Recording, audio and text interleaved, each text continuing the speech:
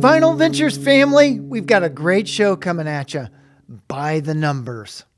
You know, all of these themes that we have for the show, we have a list of ideas, and we've ticked some of them off, but we come up with these ideas not really knowing until we decide that we're going to do the show, and then you dig into it. There are so many numbers, be it bands or songs or album titles, in all of music.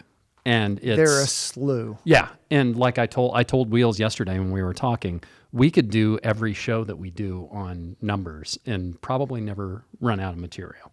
No, we could keep going. It was, and it was like, I had like 3 of the 5 that I was going to talk about in my head already. I knew 2 right off the bat. And Yeah. then I'm like, then I started thinking about it. And there are a lot. Yeah. So many. We're only going to cover 10 today. But hey, speaking of numbers, you can go to Fourth Wall. Huh? See what I did there? You can join for Fourth free. Wall. 4.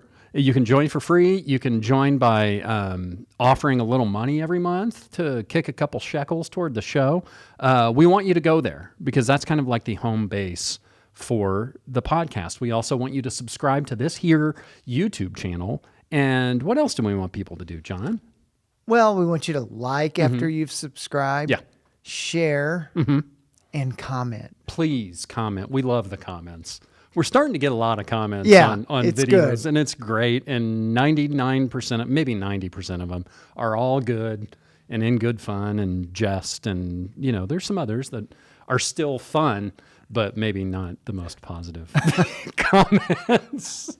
So where did you start what was the first thing that popped into your head as far as a number for a... Well, the first one I'm going to talk about is not the first one that popped in my head. Okay. Well, let's just go to it. Yeah. Let's get to it. We'll get to it. This is a good one. This one, Oh, I got it. it's a double. Yep. It's kind of thick with all kinds of Heavy. collateral.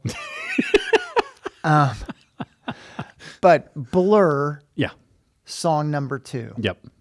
And this was on Blur's 5th album, their 5th studio album. And I bought several years ago a Blur box set. Was it the singles one? No, it was like Oh, it was. Yeah. it was their first 6 or 7 albums. Right. And I got a really good buy on it at a show because the box was kind of beat up and Yeah. musty, Yeah. but the albums were unopened. That's awesome. That's And fantastic. I know it's hard to believe, but the download code still worked. You know, like I have a bunch like of the Rush 200 gram reissues that I think came out in 15. Yeah. And I didn't buy them at that time, but I started to probably a year or 2 later. And they all have expiration date. They all had expiration dates, and I always go to see if they were still good. And most of them still were. Some of them I haven't even tried yet, so I should give that a shot. Put that on your list of things to do. Yeah, when I've got time to do silly stuff. That's funny. That's funny. How long ago did it expire? I don't even know that it expired. They just still worked. That's so strange because I know a lot of the record companies would not extend those beyond those expiration dates because they were basically websites that you go to download that from. Yeah. That'd be an interesting thing to do. Now some download codes, I've sent the record companies a message, and they're like, "Oh, try this one." Oh, that's cool. That's a good idea. Yeah. I wouldn't have even thought of that. Huh. Look at Wheels. See? Put that down in your journal, folks. So song number 2. Everybody knows this song, but they may not know they know it. Yeah, it's the Wahoo song. Yeah. Wahoo! Yeah. Most people, that's one of those like songs that is everywhere, right? And at the time, it was all over radio. It was It was on everywhere. TV. It was used in movies, I'm sure, commercials. And it almost becomes ubiquitous. And you hear it, but you can't like put your finger on what the name of it is or who performs it. But it's Blur, and you know it. And it's a great song. It's catchy as hell. It's kind of like Right Here, Right Now. Yeah, You know? it really is. It so it charted well in the UK.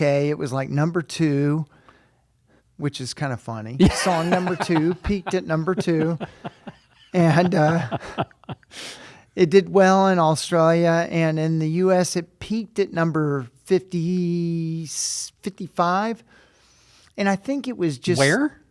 In the U.S.? in the US. Really? It peaked at 55. What? Yeah, I would you have guessed. I would have guessed it would have been like a top 10. And I think that's just because Britpop at that time was just beginning to really launch. Yeah, but I mean, I kind of feel like I heard that on alternative stations. Well, alternative stations were playing it like mad. Yeah. I cannot believe it. This was in 97. 97. Wow.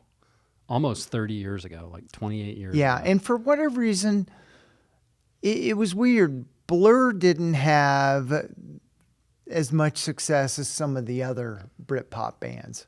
Yeah.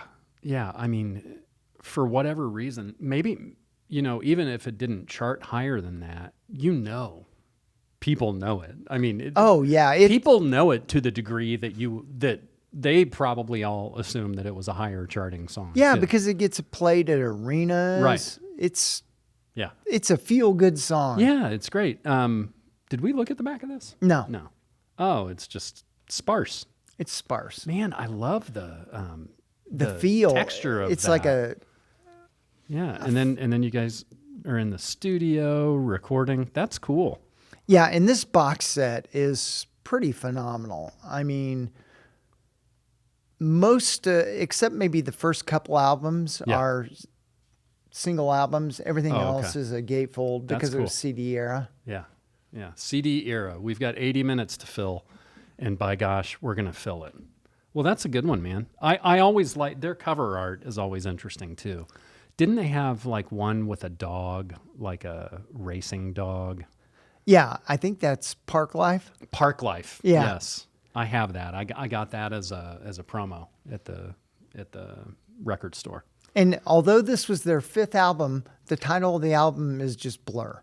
Yeah. Isn't it interesting when bands... And when bands say, we can't come up with a name, just call it Blur. Well, Stone Temple Pilots has 2 albums that are technically named Stone Temple Pilots. Peter Gabriel's first 4 solo albums were technically just called Peter Gabriel. Yeah. And then they'd have like a nickname like Scratch Yeah. or whatever. And then you have bands that have like a eponymous album, but it's not their first album. Like Megadeth's new album that comes out soon is just called Megadeth, and it's going to be their last album. So that's an interesting choice, I think. Blur, I was able to see him, and it may have been, I saw him at a San Francisco street concert. Really? We were in San Francisco visiting my brother-in-law, Uh-huh. and they were playing. What? So we went to the show. How do you've of all the people I know, you've probably seen more big bands for free Yeah, than anybody I've ever heard of. I love Free. Free is good. Free rock and roll is even better. Well, Blur, the album is Blur, the band is Blur, and the song is Song number 2. song number 2. The song, one more thing, the song was originally intended as a joke to the record company because it's the second song on Yeah. the album. Yeah. And I think originally Alban did an acoustic version. It was really slow, but Cox and another member of the band said, "Hey, why don't we speed this up?" They sped it up, and it was their biggest hit. That's crazy. Huh. That's cool. All right, man. I'm going to have to pull that CD out Yeah, or just stream it. or just straight. That's a good one, man. So what do you got? Well, my first one is Oh. So bear with me here. It's Chicago 2, technically, but it's really called Chicago because the first album was called Chicago Transit Authority. Oh, yeah. But the reason that I brought this out is I don't think Chicago gets enough love. And I think they're a fantastic band. This is the Steven Wilson remix of this, by the way, which is really, really great. If you like A-B, the original mix in this is so much better. But 25 or 624 is the song on here. And it's kind of Chicago's, the song that everybody knows. That or Saturday in the Park is another big one that people know. But it's funny because Chicago is like the Midwestern band and known for the horns and the arrangements, and Terry Kath, the original like voice and guitarist of the band. But 25 or 624 is like metal. It's like Chicago metal. And I was introduced to the song when I was in pep band in high school. Oh, for the yeah, it's a big basketball- band for the song. basketball Yeah. games, and I'm playing drums back there, and it was just a blast to play on the drums. And I love the band. I love all of the eras of the band. You know, you had the Terry Kath era, then the Peter Cetera, and then he left in the 83 or 84, and they've had another couple singers, and I think they only have one original member touring with the band now, but they're still out there on the road. Another funny thing about Chicago is their first 3 albums. So their first album is a double. This one is a double. And their third album is also a double. So I don't know of any band that, Yeah. I mean, in the era of single record albums, here comes Chicago, and they're double albums for the first 3 that they release, which is unheard of now. But yeah, and I've always loved their artwork too. It's super identifiable. Their logo is fabulous. Yeah, the logo's awesome. Let's open this up here. I might need your help. You got the song selections. This is really great. My buddy Paul got this for me. He's a big Steven Wilson fan, but he also knows that I'm a Chicago guy. So let's dig into a little of the. This is known as Chicago 2, but it's technically Chicago. Second album, like their debut album, it's a double. It was their first album released under the name Chicago instead of Chicago Transit Authority. And the singles off of this are Make Me Smile, Color My World, and 25 or 624. And by the way, this came out in 1970. And, they have so much. This was still the era when bands were like 6 to 8 months. There's a new album coming out. So, and I guess that Terry Kath doc is supposed to be really, really great. If anybody's interested, we just did the medium on documentaries and the stories behind the vinyl.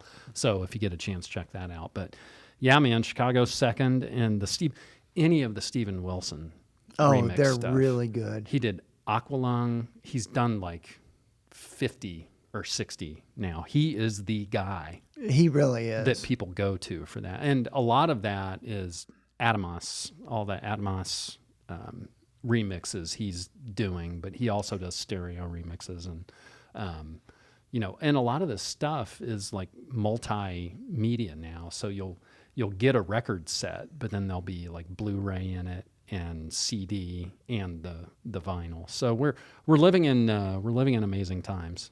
We truly are. We're also living in expensive times. There's always a yin and a yang. Yeah, there's got to be another side to it. But Chicago just always makes me, it's uplifting music to me. And I think part of it is the horns, and I got involved with all kinds of bands when I was in middle school. So that exposed me to both Chicago and Rush, which we may talk about Rush later too. But yeah, check out Chicago, which is actually Chicago 2, and check out 25 or 624. It'll rock your world. It will. What's your next one? Well, the next one is a band called Edward Sharpe and the Magnetic Zeros. I can't remember why we talked. We may have talked about We've this. talked about this before. It may have been the nice package. It could have been. Yeah, because it's got I love the raised text. lettering. Yeah, that's cool. You know what I also love, just real quickly, is how easy you can read the spine there. Yeah, up course. from below Of is course, this on, album, Of course, on the camera, you probably can't read it. and this was their first album. It came out in 2009, Man, I can't believe they've been around that long. and there are a lot of them. When you see this picture, that's how many of them there are. When I saw them at the Vogue, They could barely fit on the stage. they could barely fit on the stage. And this was one of those albums that NPR used to have this first listen, Uh-huh. and I listened to this in a week probably 10 times. I love the album so much. That is a great thing for NPR. I'm not sure they're still doing it. I'm but not sure either. It was, when it was going on, it was a great way to get exposed to some music that you didn't know.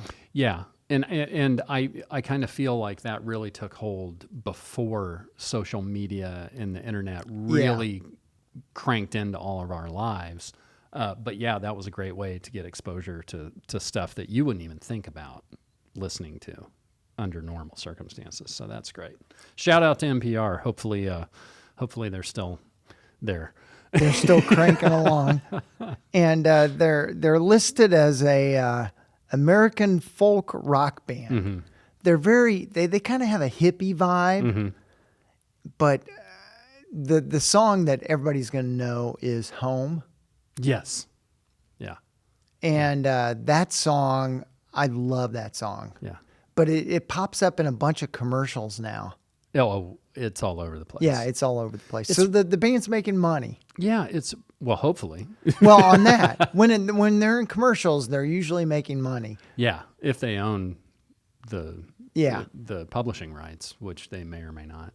But it is funny how prevalent, how like the world has kind of both shrunk and expanded for us with, social media and the internet and all of these things.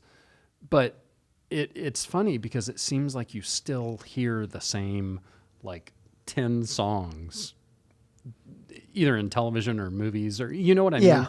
It's like you can go out there and listen to anything that you want before you buy it. You can go out there and listen to world music that you would never have the opportunity to hear on the radio or buy at a local store. But it seems like we always hear the same songs planted into commercials and movies and Yeah. different things like that. It's almost a contradiction. It really is. Yeah. The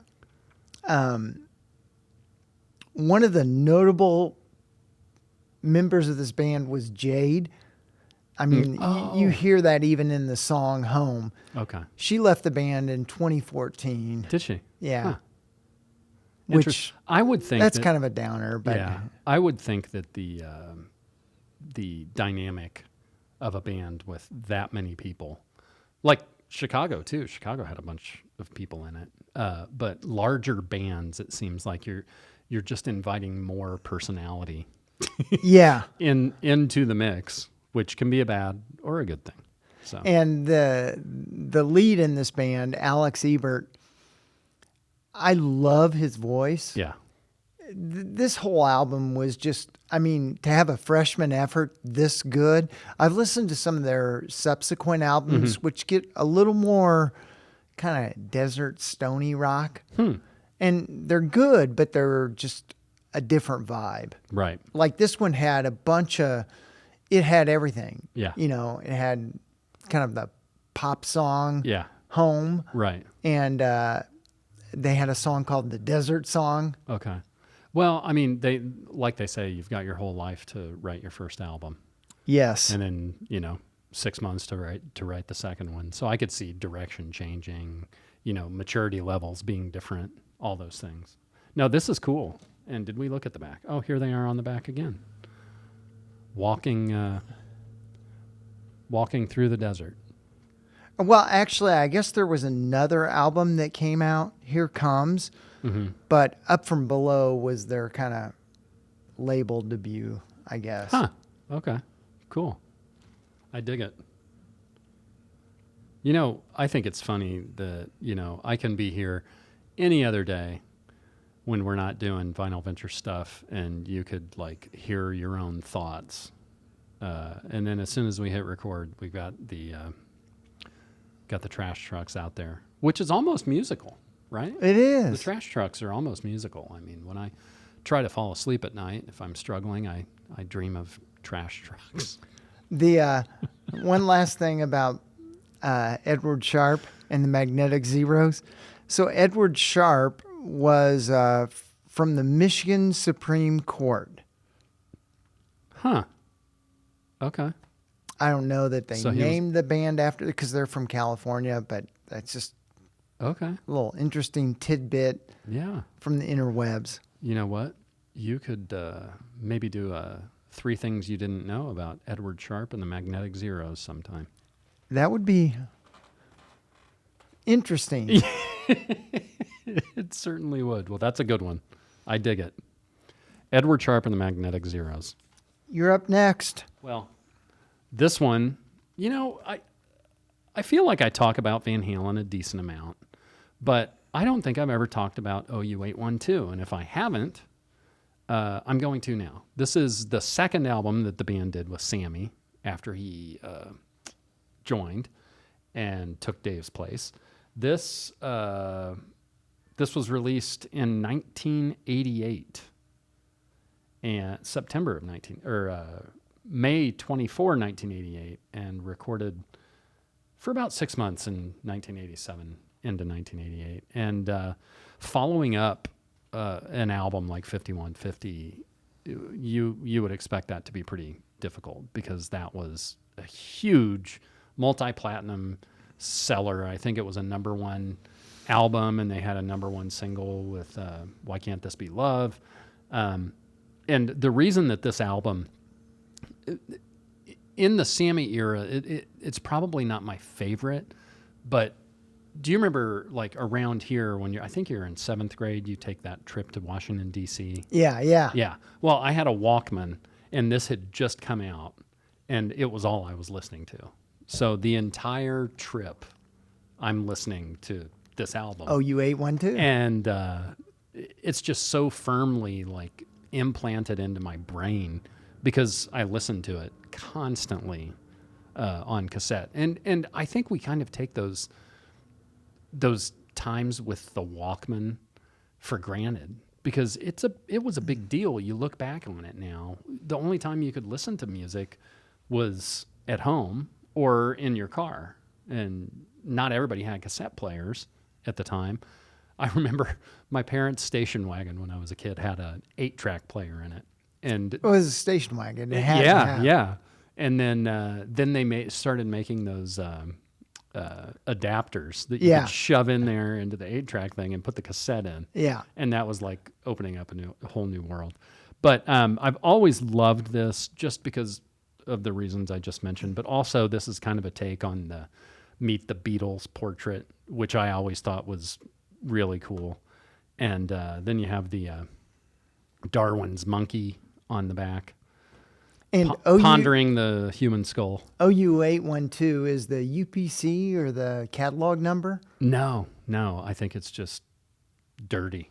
I think it's just some kind of weird. It's just a jumble of numbers. Yeah. I remember when an album comes out and it's being promoted by radio and there's like the band's touring or whatever. I remember distinctly some radio DJ referring to this album as Al 812.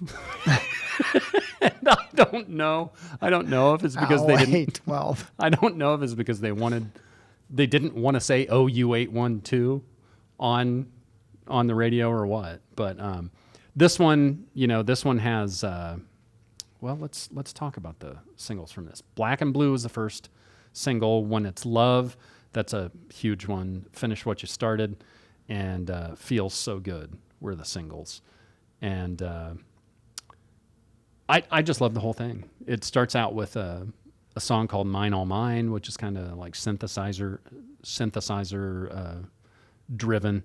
But yeah, I have so many fond memories of Van Halen as a kid, because they were like they were like my first band that I just went nuts for. Yeah. And yeah, and R.I.P. Eddie, right? But yeah, it's a good one. This is from that Sammy era box set that Warner did. This hasn't been repressed for ever, or hadn't been until then. So that, along with some of the other Sammy stuff, kind of became difficult to get. But yeah, man, Van Halen, Al 812. You should check it out. Nice. Well, next I'm going to go, and this is one of the first bands I thought of when we did the numbers, Four Non Blondes. Yes. And Linda Perry has become a producer for us since her band days with Four Non Blondes. Yeah. She's a well-known producer for a lot of different bands. Yeah. What's the name of this record? This record is Bigger, Better, Faster, More. Right. I can't read. I don't have my Well, glasses. that's fine. That's okay.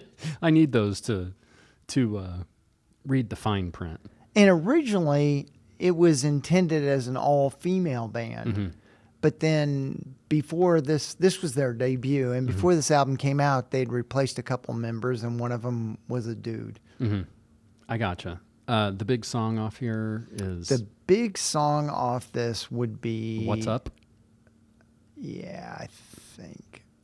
Yeah, What's Up is probably they had 4 singles: Really? Dear Mr. President, What's Up, Spaceman, and Superfly.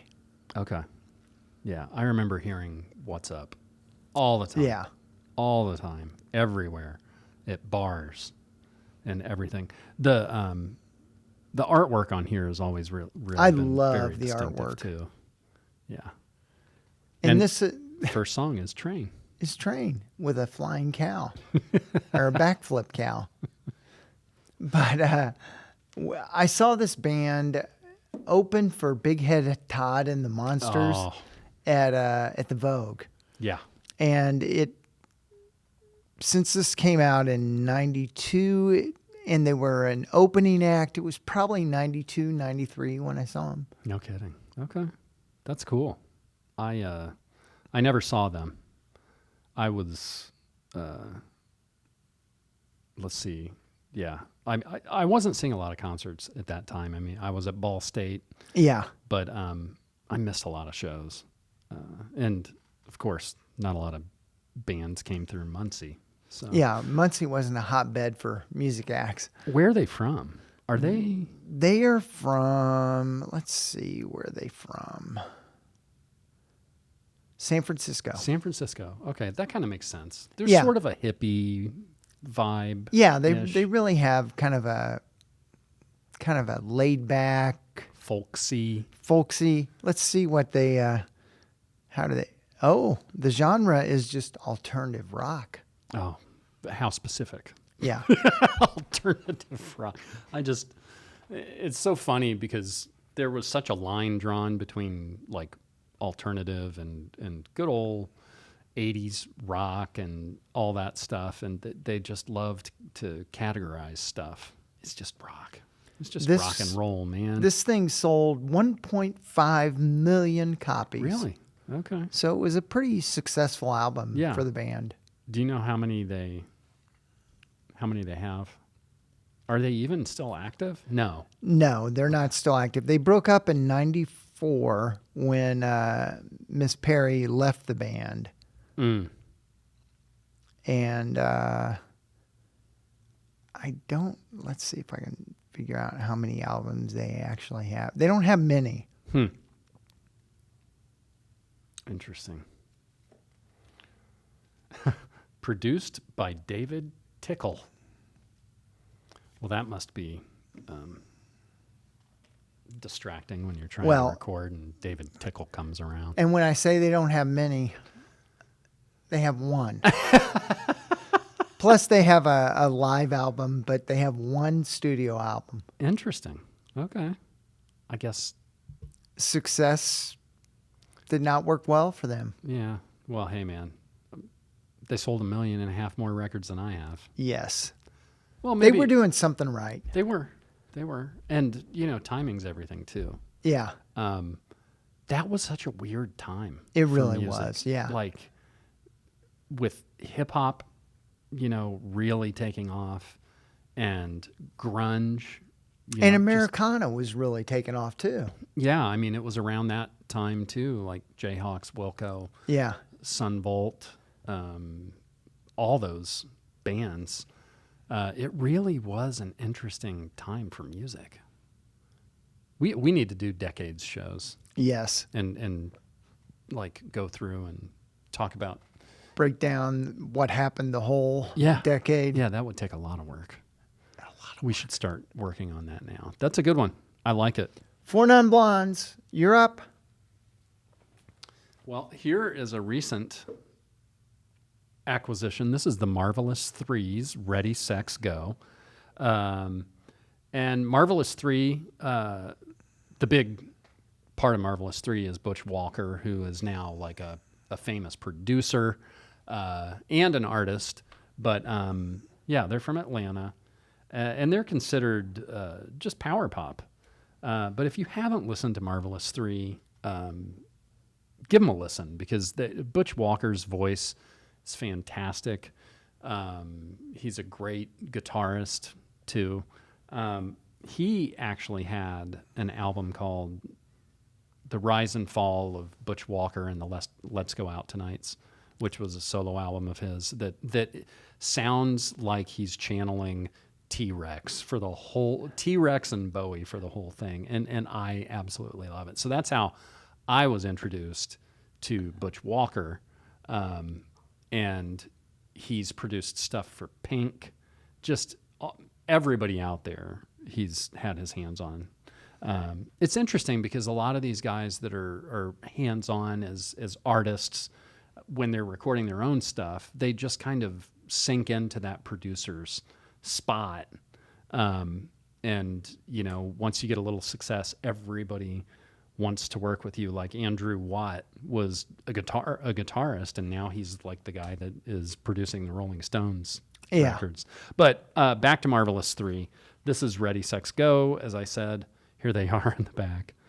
And I've just loved the vibe. It's very upbeat, kind of angsty, but very much power pop, and ear candy every time you listen to it. So let's open. Is there this up. any band that maybe everybody would know that they sound like?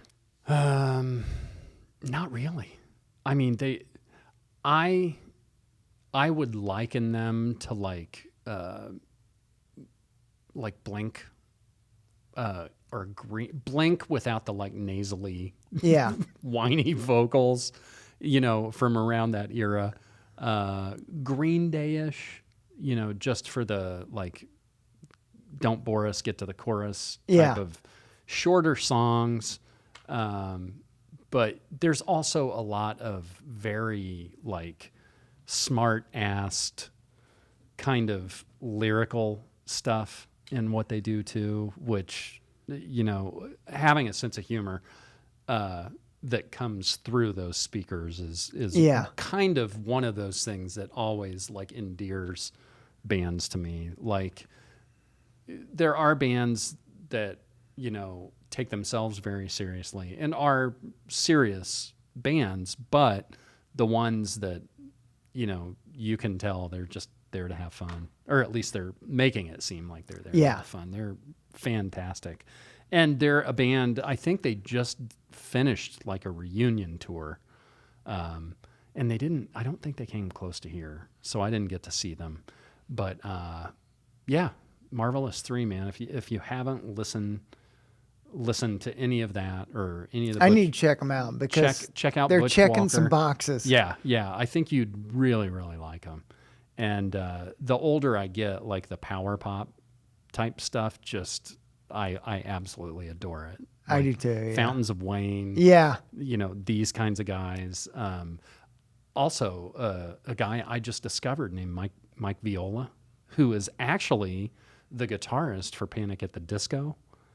Okay. But he is so good. Very power pop. His individual stuff's very power pop oriented too. I know I'm not talking about Mike right now, but I just listened to a songwriting podcast that he was on, and he actually played on this. He played his songs or parts of them that they wanted to talk about, and he's an amazing guitarist and really great singer. And Mike Viola. I know I'm taking a right turn here. That Thing You Do.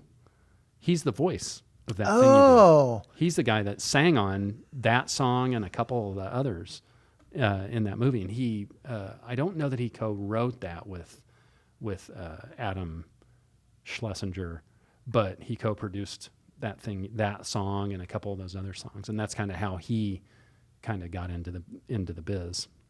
That's cool. Yeah, and also on Mike Viola's stuff, the dude that sings in Panic at the Disco, he plays drums on him.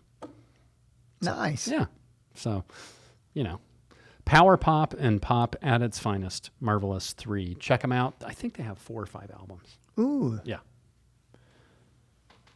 And this is another band, my next one, another band that I thought of right when we started talking Yeah. about this. Yeah. Because I've never, ever talked about this band.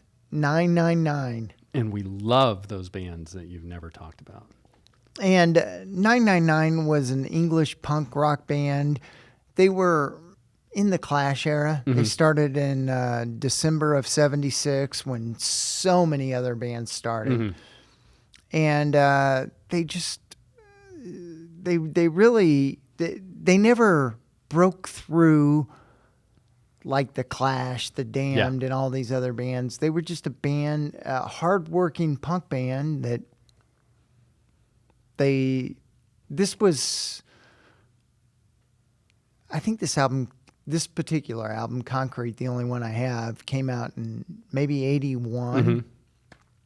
But they were active from like 77 to 82, and then they went through some changes, 83 to 87, and now they're out like everybody else, touring 93 to present. That's I don't know who the lineup is now. It's hard to tell. One of the funny things to me on that note is that it used to be that if somebody in the band was leaving the band, it was almost a death knell for the band. But in today's world, anybody in any band, save for a singer or the most identifiable person, can be replaced and nobody gives a damn. And most people don't even know. Yeah. I mean, it's so much easier to find out stuff like that now, but people don't care. No. People relate to the band name. The band name and the music. Or the logo of the band. Yeah. And that's about as deep as most people's knowledge gets, but not here on Vinyl Ventures. Ours is... We dig deeper. We dig deep. So 999, they're not German, right? No. Okay. They're from... Because I thought they were saying no 3 times in German. No, they're from London, like so many other punk bands. Oh, man, and it is definitely the 80s. Oh, yeah. You have abstract shapes. You have a very interesting color palette. And how did you hear about these guys? I think they were on a collection, Yeah. and That is also something that I guess playlists have kind of supplanted collections, but that's one of the ways when we were younger, all you kids out there, that's one of the ways we would discover new bands is that the record company or the label or the sub-label would put out like a collection collection. for a really good price. Yeah. and that would just break open those doors for people, and that's how a lot of bands were discovered. That's cool. Their probably most well-known song is a song called Homicide. That sounds familiar. Yeah, it's one of those songs you're like, if you hear it, you're like, oh, I've heard that before. Yeah. Again, sometimes you recognize those songs but can't put a face or a band name to Yeah. them. It's just crazy, especially today. You never know what you're going to hear. I like the $9.99. Is that a sticker or is that printed? Looks like it's printed on printed. there. Interesting. And is this it's Polydor? Okay. Yeah. Interesting. So when, after the bands, all these punk bands were putting out all these independent records, a lot of them got signed to big labels. Yeah, I mean, if it's good one time, it's good 100. That's what the record company. That's their approach. I mean, if we'll one time try is it. good, yeah. Well, I'll have to listen to these guys because I love the Clash. Yeah, they're very much. I mean, it's funny that they were called punk rock then because you listen to their songs, they're not punk rocky at all. They were probably just thrown into they're just garage rock.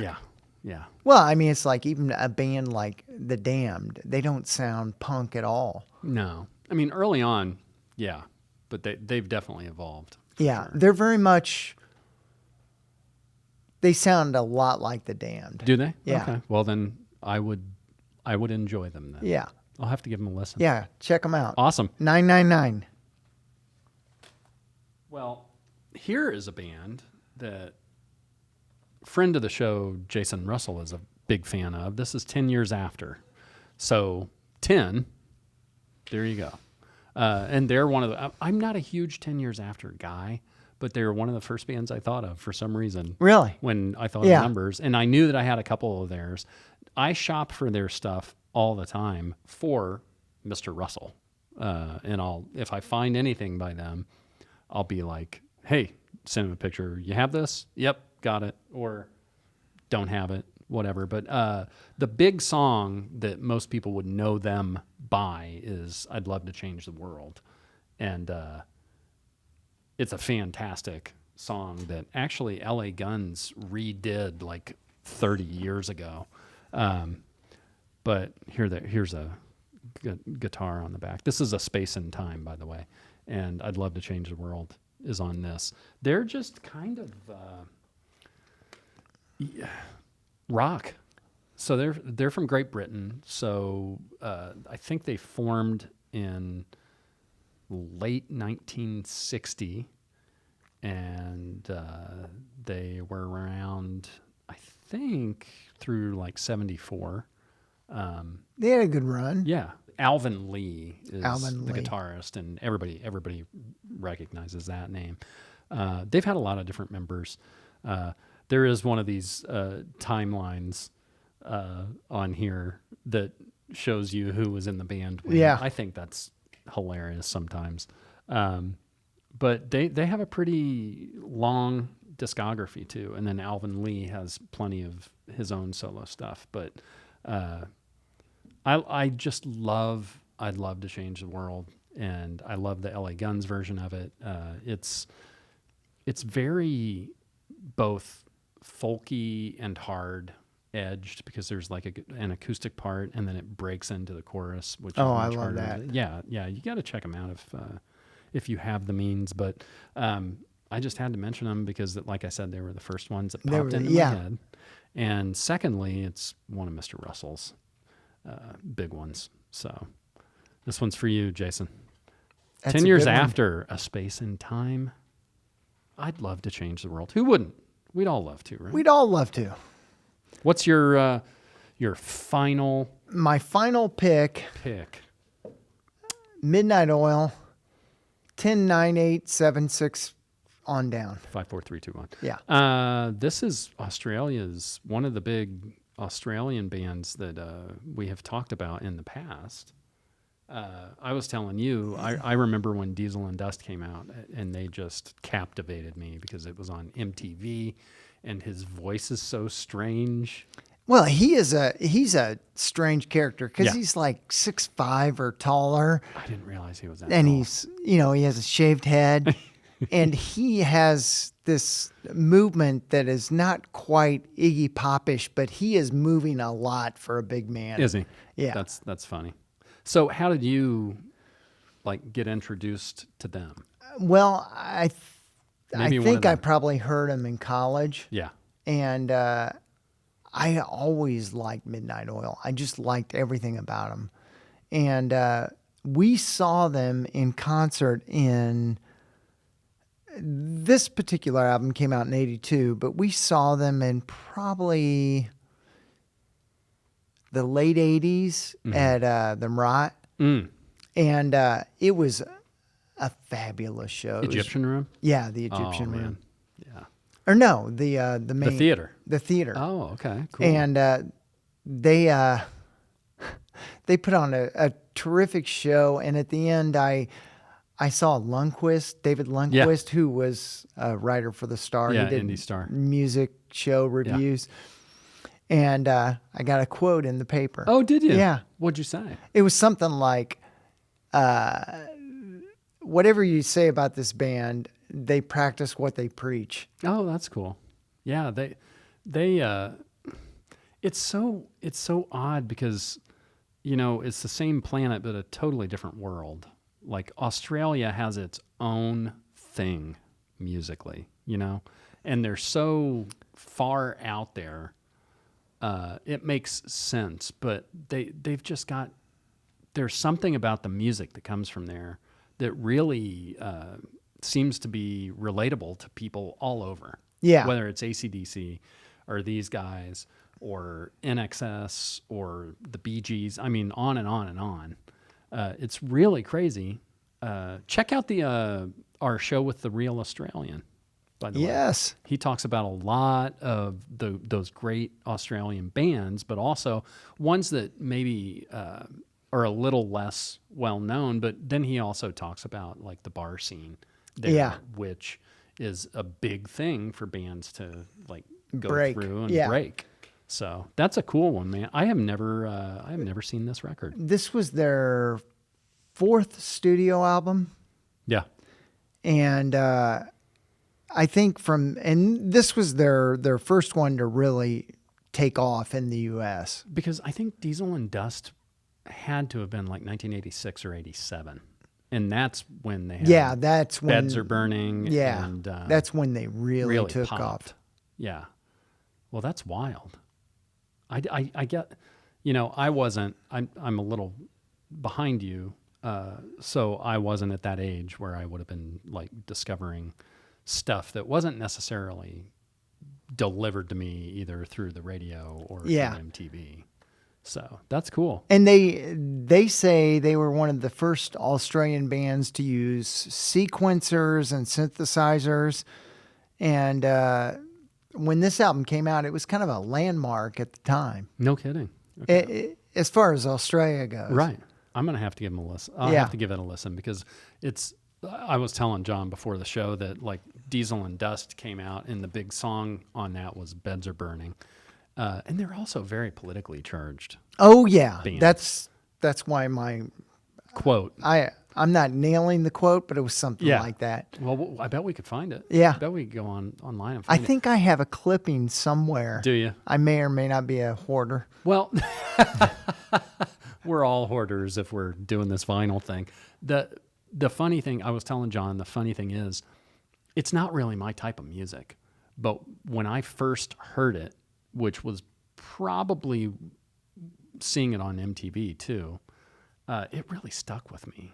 Yeah, they're one of those bands that really do stick with you because they sound a little bit different, a little off. Yeah, I mean, there's the pop element of them, but there's something else, and it's, for lack of a better term, the Australianness is something that kind of makes them stand out. But I feel like the passion behind that song is what really got to me. And for me to be, however old I was at the time, 14, 13, for me to like hear that and go, oh wow, I like that, when it was so different than all the other stuff I listened to, that's pretty. I think that speaks to why they are as well known as they are. Oh, yeah. And since you mentioned Passion, the one song that you'll probably know from this album is one of their singles, Power and the Passion. Oh, nice tie-in. Yeah. I like it. Yeah, I'm going to have to check this out. I mean, I love NXS. I remember, just always being drawn to NXS's music too. I think, Michael Hutchence, definitely one of the best frontmen. But like I said, there's something an underpinning there with music from Australia that I think just catches people in the feels, And Peter Garrett once said, we wanted as a band to make the album lyrically stronger because these are so fucking desperate times. So that goes to their political aspirations. Yeah. It's very important for us to get immediate because we can't go on making records like this for years and years, and people can't go on ignoring it. Yeah. Well, I gotcha. Yeah. I mean, some of the best music out there is protest music, or, music with some message behind it, whatever that message may be. And you could, like I said, you can hear it and feel it in their music for sure. That's a good one, man. Thanks and they are, I don't know if they're still touring, but they're a fabulous live band. Okay. I have to absolutely put them on the list. Well, everybody's going to know my last one. And didn't you just do the 50th anniversary of Physical Graffiti? An unboxing. Is this year. And Wheels just unboxed it, which we haven't released that yet. There's not really a lot different about that one than this one. This is I think 2014 or 15 when the catalog was all starting to be re-released. But again, the first song I thought of was 10 Years Gone. Yeah. And that's like one of the many highlight songs on Physical Graffiti. And, I was talking about, OU812 and Van Halen. At that same time that I was listening to that stuff, I had just immersed myself in Led Zeppelin 4. And like for a while, all I ever heard from Led Zeppelin was Led Zeppelin 4 because I played it all the time. And I was in a garage band with Bill and a guy named Dolph and a guy named Kurt. And we'd play in my parents' garage, literally, and play Zeppelin tunes and other rock hits of the day. But there's something about this collection that, I mean, it's got music that they recorded, in 1970 and 71 and 72 and 73 and 74. So it's kind of a mishmash, and it shouldn't make sense from a listening standpoint. But the older I get, the more I just appreciate the hell out of Physical Graffiti. And 10 Years Gone is like one of the highlights on the record. So I had to mention it.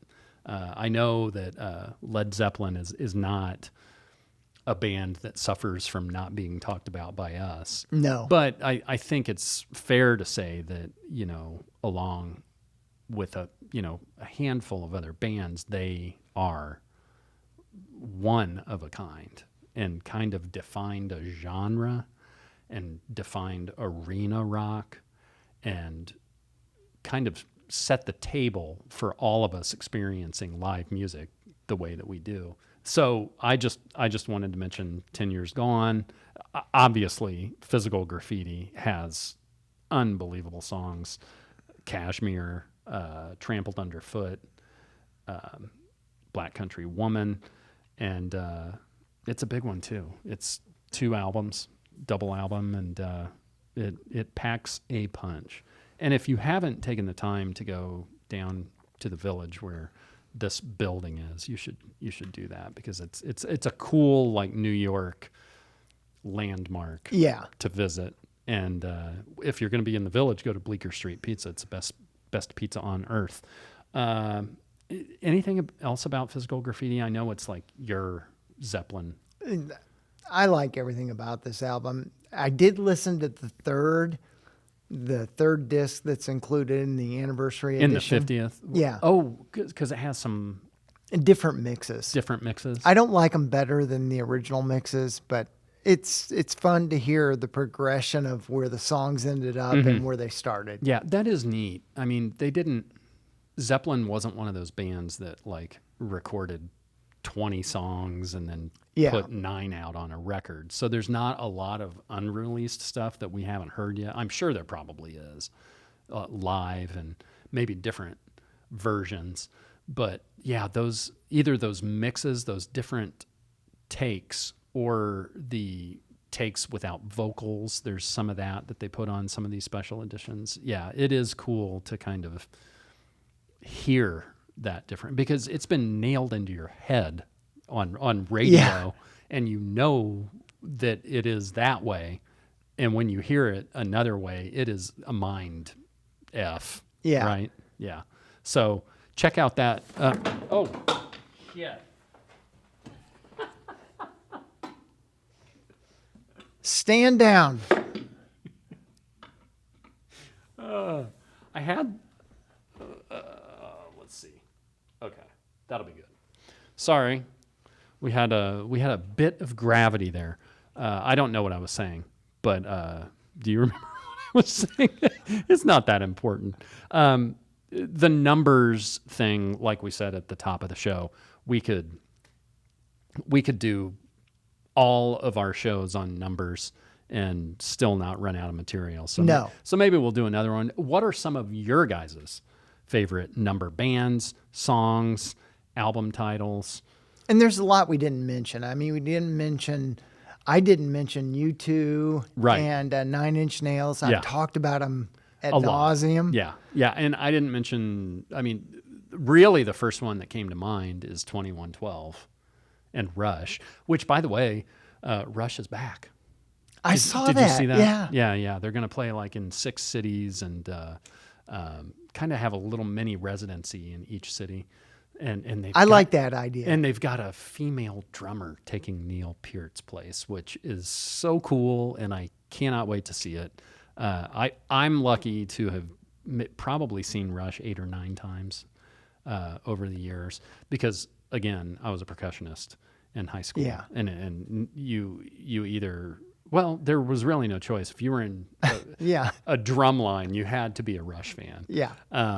But 2112 was one that popped into my mind. There are just so many. The song One from Metallica, which most people think that Metallica just kind of came out of nowhere, but One was a big deal because they were like a thrash band, and that was like the first commercial hit that they had that they made a video for. So but I didn't talk about that one. What else? Let me peek here. I mean, you can list bands until you're blue on the face that have numbers. 311, Three yeah. Dog Night, Yep.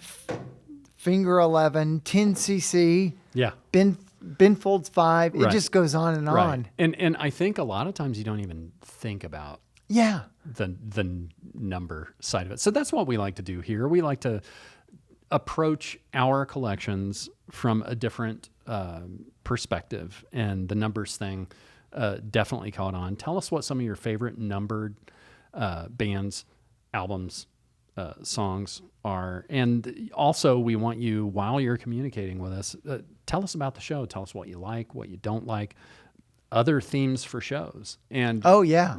don't forget to go to Fourth Wall, because that's kind of like the home of Vinyl Ventures. You can join for free, or you can join and give us a couple shekels a month. Or you can buy swag. You can buy swag there, and you can also get some behind the scenes stuff, which we're going to do more of.